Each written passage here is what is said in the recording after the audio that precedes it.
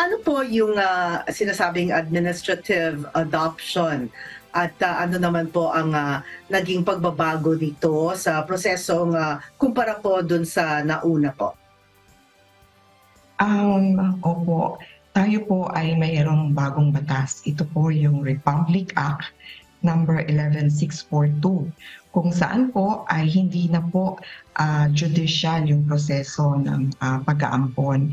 Ito po ay isa ng administrative process kung saan ang application or petition for adoption ay maaari na pong isumite sa tanggapan ng National Authority for Child Care. Hindi na po ito kinakailangan pang dumaan sa korte.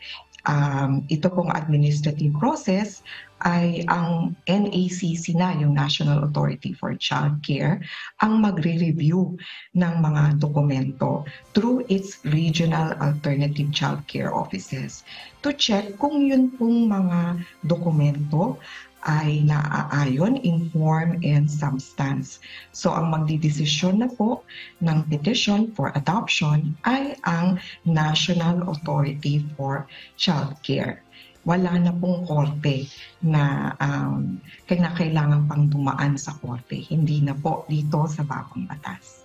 Okay, Ms. Jackie, parang mabubunutan ng tinik yung mga nag-a-adapt, Miss Jackie, dito sa binabalita sa atin ni Ma'am Gina Escalante. Imagine, kung dati naririnig natin, Ma'am Gina, Miss Jackie, di ba? Kapag ikaw ay nag-ampo ng bata at hindi mo idinaan judicially, sinasabi na mayroon kang kakaharaping kaso.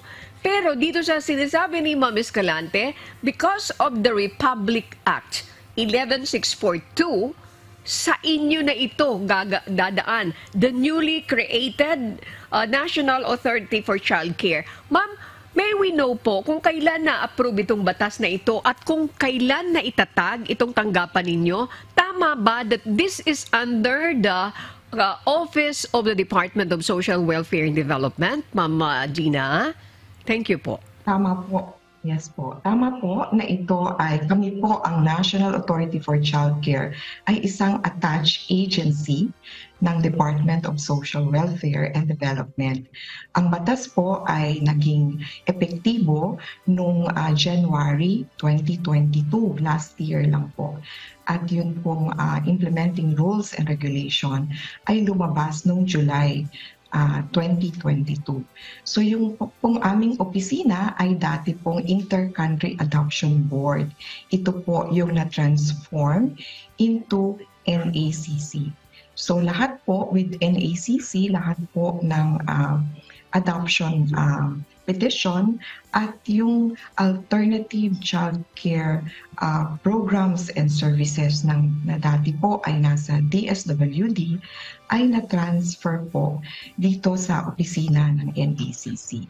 So hindi lamang po adoption, kung hindi yung foster care ay nasa sa opisina po ng NACC. So ito po yung naging effect nitong bagong batas. Ano po talaga ang pagkakaiba nitong dalawa? Ang adoption po ay isang permanent placement. Samantalang yung foster care ay temporary lamang po. So nandoon yung mga bata temporarily sa pangangalaga ng isang licensed foster parent. Samantalang yung adoption naman, dahil ito'y permanente, yun pong bata ay mananatili dun sa kanyang adoptive parents kapag na-approve yung petition for adoption ng isang prospective adoptive parent. So yun po yung pagkakaiba. Temporary po yung foster care, samantalang permanent placement yung domestic adoption.